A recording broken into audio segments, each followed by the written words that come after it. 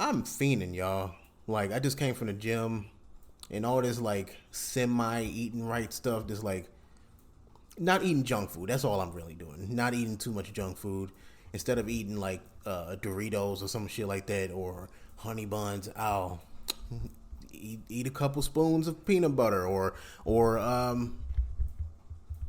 can't even think. That's I just because I really want. We just started boycotting Uber, right? And that was my thing. I was like, I guess I can go on the app or whatever. But I've been doing this thing now. Instead of like getting all the burritos or whatever, I'll get the protein bowl and then get like some fries, like their fries or whatever. Cause they got like some steak fries and then put them on top or whatever. That's been my little cheat meal now. So, hey, whatever. It's been working. I'm down fucking 40 pounds or whatever. So I'm not finna fix what's not broken. You feel me? So, but I'm fiending right now. It is 9:20 a.m. It's a little too early for Taco Bell, even though I've been up since like 10:30 last night. So technically, it's dinner time. I should. Anyway, whatever. Welcome to the Whomst podcast. It's been a while. Good to see y'all. Update on the car. Really update on these last, like, even though I haven't recorded in 3 months, I'm gonna give an update on these last like 6 months. Really since the end of December. First off, the car. I sold that motherfucker. If y'all been listening to the last couple of episodes, really, especially these last couple of months, I've been bringing it up and stuff like that. Piece of shit. I sold it. Guess what? For a loss. Yay! Fucking asshole. Piece of shit.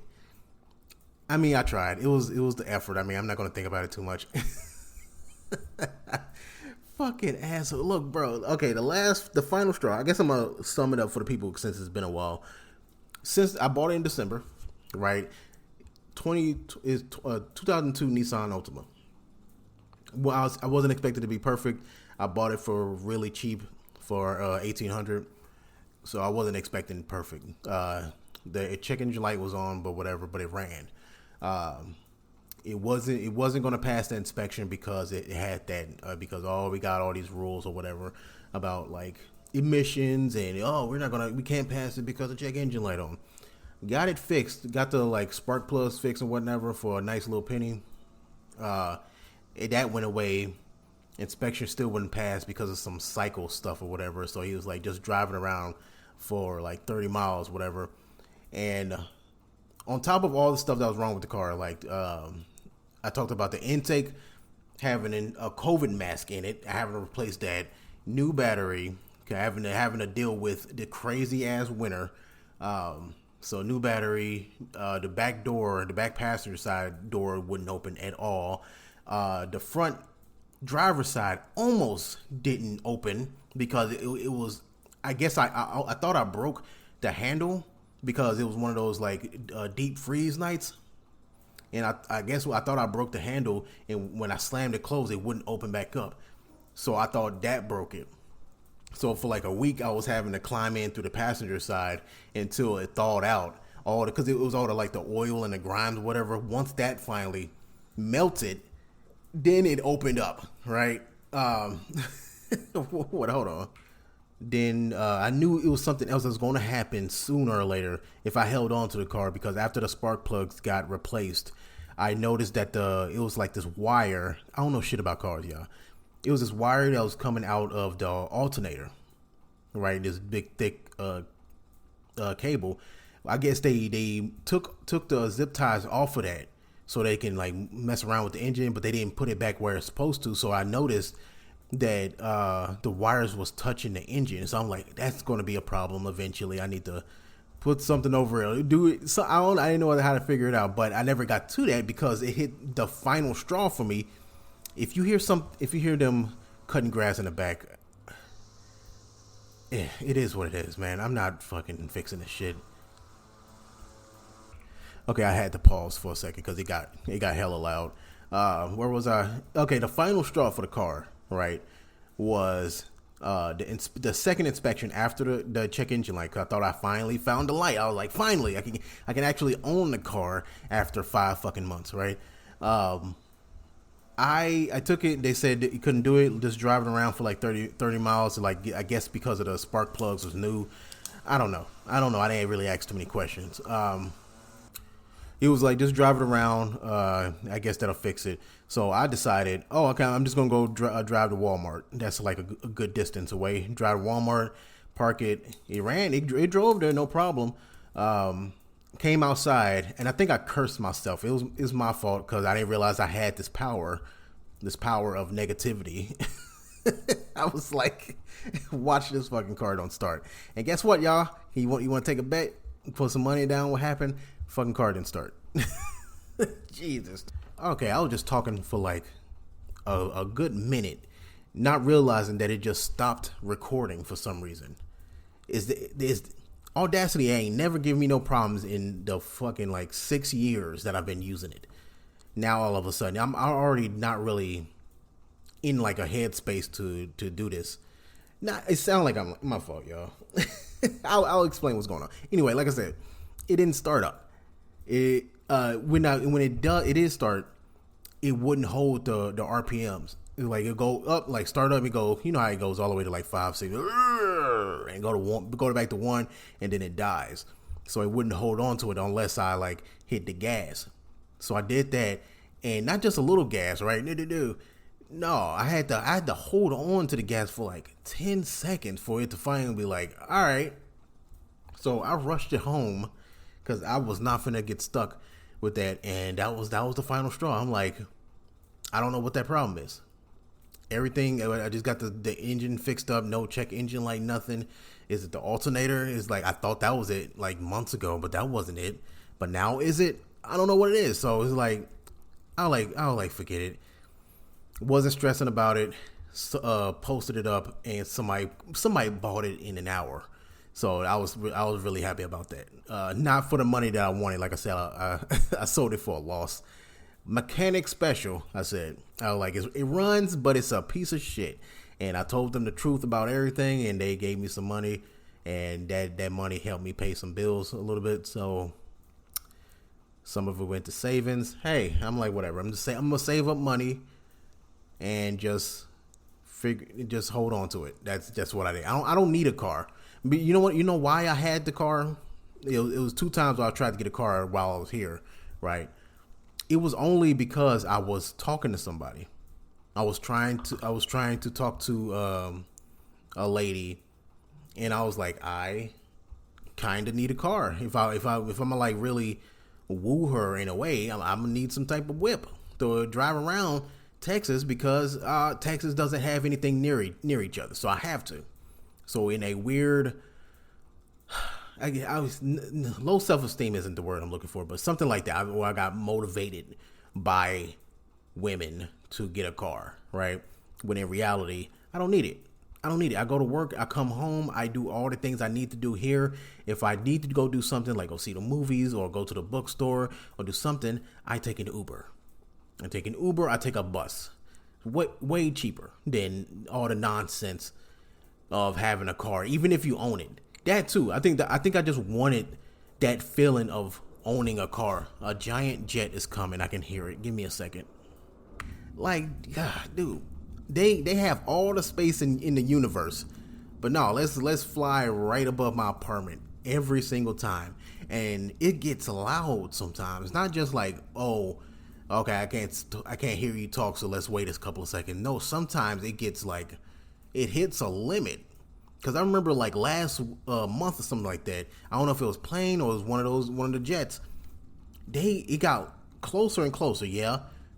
But it got louder and louder and louder to the point where I'm like, is this motherfucker finna hit us? Like, what is going on? How do you even prepare? Do I look outside? I don't think going underneath the table is going to help. It's like, you just fucking sit there. You can't outrun it. It's a jet. Come on, man. But outside of the car, these last 6 months, some of y'all know I've been in school. I've been taking this one schooling a little bit seriously. My job pays for this little program. I've been taking up cybersecurity. Ooh, just like a couple years ago. Yeah. No, a couple years ago, I was taking up Python, which is a coding language. And the only reason why I didn't finish with that because I wasn't sure job wise what to do with it. So I felt like I was wasting my time. So after like 2 months, I was like, what exactly can I do with just Python? You know what I mean? So I kind of got discouraged, reading headlines and stuff like that. I just didn't know the path I was supposed to go. So finally, I worked at the job long enough to where they'll start paying for tuition, not for like a university or something like that, but like for a program. And it's 6 months long, and I kind of put a lot of stuff to the side. I put a lot of stuff to the side to the best of my ability. Unfortunately, even the book, but I looked at it like this, because I keep seeing this post online. It's on like especially like Facebook. I can't name all the authors, but they'll name authors or somebody like they be like, oh, he wrote this book when he was 43, and he wrote his first big book when he was 53 or something like that. It's like, so it's never too late. So I see that, and I got to remember, yeah. But at the same time, I still have this like, that crisis. Like, it can happen anytime. Here come another jet. Give me a second. God damn it. Okay. Anyway, the point is, I put the book to the side. I'll like dabble in it every now and then, but months will go by, and like now I'm a brand new person. So, because I'm in the middle of editing. Technically, I'm finishing up. I got 3 more chapters, and then I'm done editing. Then I have to type it all up, type up all the edits, and then reread again. My plan was that, because I'm on vacation right now, actually. First vacation ever. So my plan was to have it done editing so that I can type it up all during this week. But it didn't work out like that. But that's just how it is. So, damn, I'm everywhere. Put the book to the side. Try my best to my ability to even put women to the side. Like, just kind of just focus on school, get it over with, try to get a job and stuff like that. And technically, I'm done. Even though the classes don't end until July 3rd, I'm done. All the assignments are done. Right now, what we're doing for the next month is just for people who didn't take it already, prepping for a very important exam that we have to take on our own, and that's the CompTIA Security Plus exam. And I already took it, and I passed it. Yay! What does that mean? It's a fancy sticker on my resume. That's really all it is. And at the end of the day, what's fucking sad? It don't fucking mean anything. It don't mean a goddamn thing, because they still gonna want you to try to prove. Yes, it was like, duh, obviously. Like, when you get an interview, they still want a proof. But like, how this is like advertised, and oh, this is important and whatever. It seemed like once you get that, that'll just speak for itself. But no, it don't. You fool, you dumbass. So I got it. I'm gonna finish up this class, get whatever certification they give me. My resume is all nice. I'm doing all the job applications. I'm gonna do about 800 of them by the end of the year. Hopefully, I land something, and then, yeah. But even with this all the study and stuff like that, and I got the certification, it's so fucking many. It's so many layers to cybersecurity that's not it. This is it. This is almost the basics. The 6 months that I've been learning is basics apparently. So I have to go get something called the damn, I forget how they say it, but it's CYSA plus. So because I want to become a SOC analyst, which is basically just I'm behind a desk and I'm just like reviewing logs. It's a lot more to it, but it's like I'm on a computer and people trying to hack into it, or employees do something they ain't supposed to. I'll get an alert and I'll categorize it, or transfer it to somebody who can handle it. And, just reviewing logs, analyzing the network and protecting it. Instead of attacking, instead of being like the attackers, two types of people. It's the blue team and the red team. I want to be a part of the blue team because I'm a Crip. No, it's because I want to do defense. Cybersecurity instead of attacking. Attacking seems like a lot more. So I'm just gonna learn the basics and sit my ass down. You feel me? So yeah, so it's a lot more. And the studying doesn't stop. I'm still studying right now, even though I'm done, because I have to get another certification while I wait, and just keep this knowledge flowing until I get another job doing this stuff. Because once I start doing it, then that's where my mind is. Because right now, where I'm working right now, I'm working in a warehouse. That's my life for 13 hours a day, almost 12, 13 hours a day, man. And I'm kind of just learning all of this stuff with like the hour or two that I have at home to the best of my ability. But once I get a job, that little 12 hours will be just learning stuff. And that's easy. It's easy. That'd be my life. And now I just got to convince some suit that's my plan. That's how I learn, but we'll see. Other than that, I'm gonna try to keep this short. The only really other thing that's really been on my mind besides like dating, and the main thing about the dating part is I've been getting rejected back to back to back, and specifically and this hasn't been a problem ever for real, is my religion. And your boy has been going to church. I know.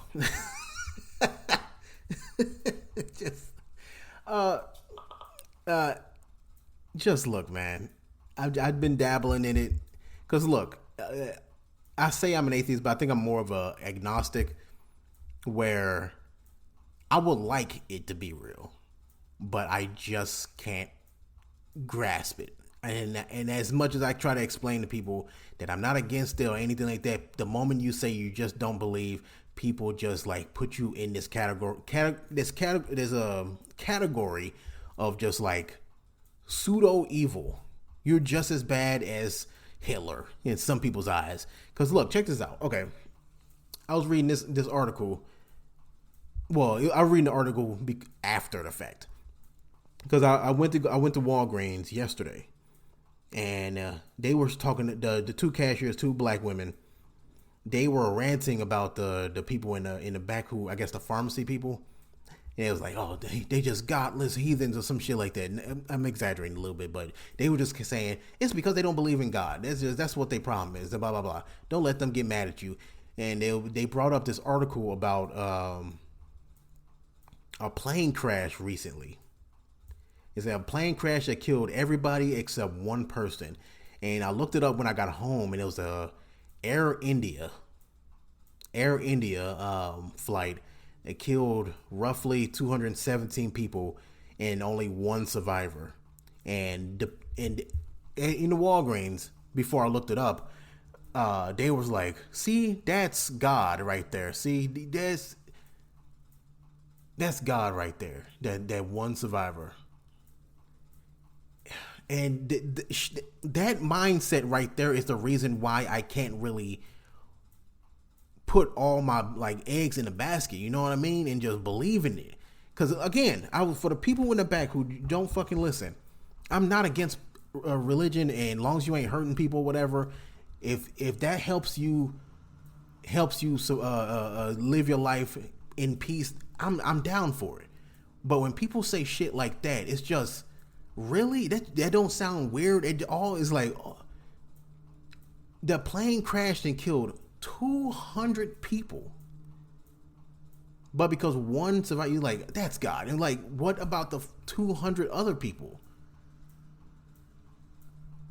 And I think that's why I stayed away from it for so long, where I didn't really fight it and just kind of like did my own thing.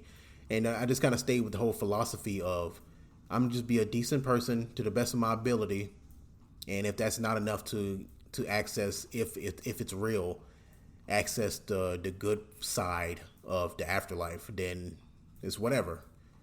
I wasn't stressing about it in the first place.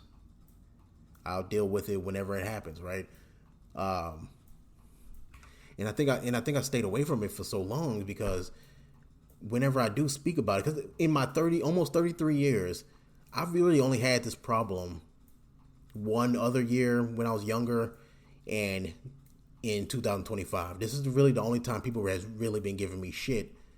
Granted, I am in Texas, but giving me shit about like me being an atheist, agnostic. And now that I'm dabbling into religion again, because I've done it before. I was a Christian. I grew up Christian.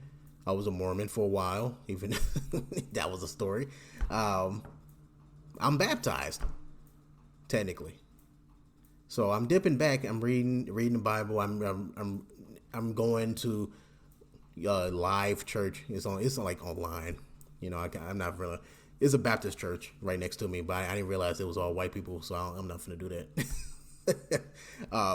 So I've been going to church this last month or so, and I've told my sister this, and I love my sisters for this too. Both of them super supportive about how I felt, and I think they understand, but they don't want to like dip into it themselves. They understand why I am, because I had a pretty traumatic childhood. You know what I mean? Not super traumatic. I'm not being dramatic, but they understand why I have this thought process. So I love them for accepting me for who I am and don't judge me or whatever. So, but I told my older sister, if I was religious, now that I'm dipping back into it, I think I would have killed myself a long time ago. And I'm not being I'm not exaggerating, because listen, let me explain it. I would have killed myself because my purpose would have been challenged. Because of as an atheist, even in my childhood, both in real life and the spiritual realm, I've been on my own. Even when my parents were alive, looking back, they were kind of distant. I was like, even though I had older sisters, I was an only child. I was alone a lot, and then they both kind of died early too. So it's like I was on my own very early. So how my mind molded itself, I figured I didn't believe in God. For me to be happy, for me to feel like I had a purpose in life, I needed to do that myself. I couldn't just sit there and, look at the sky and ask for it. And I know some people be like, oh yeah, pray, but yeah, you gotta pray, but also do the work. But I mean, I might as well just do the work then.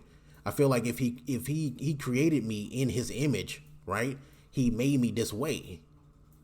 So I'm just gonna do it myself anyway. So all like my emotional defense and how I deal with stuff, etc., this wall of this defense, right, was built by me, brick by brick, on my own. I needed to rely on myself to do whatever I needed to be done, whether it be work, school, etc.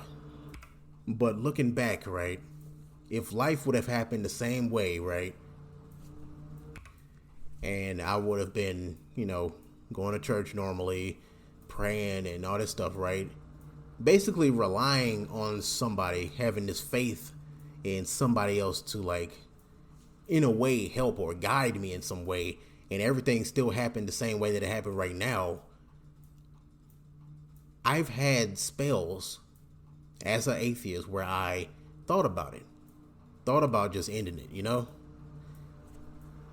Okay, I'm not pausing anymore because the lawnmower, every time I start talking, it starts. But no, I had spells as an atheist where I did want to like end it, but then I just looked at my situation and I was like, gave it my last ditch effort, and I would like go to the gym, or I would like change jobs or stop talking to certain people. I would do that on my own. But I feel like if I would have like tried to ask for guidance and just how my brain works, I would lose purpose. Like, what is my purpose? You know what I mean? I don't really know how to explain it outside of that. I think what I mean is, I'm looking at myself as one of the people who want, like, say, like the ladies at their Walgreens who was like Because when I get into something, I really focus on that. So I feel like in a small way, and the people, family, and stuff like that who also follow, they kind of act like that. I would end up like that. So I would kind of lose my own unique thought process, and I was like, oh well, I'm gonna get this job because I'm a hope God gives it to me, blah blah blah, and if I don't get it, it was like, damn, what's the fuck is the point? You know what I mean? I'm not doing a great job of explaining it, but the main take from this is basically I feel like I just wouldn't. What is the purpose of human life? That's the biggest thing. That's why I always look back at what is our purpose. It's like people who focus on just believing, and they use so much energy worried about something that's going to happen when they die.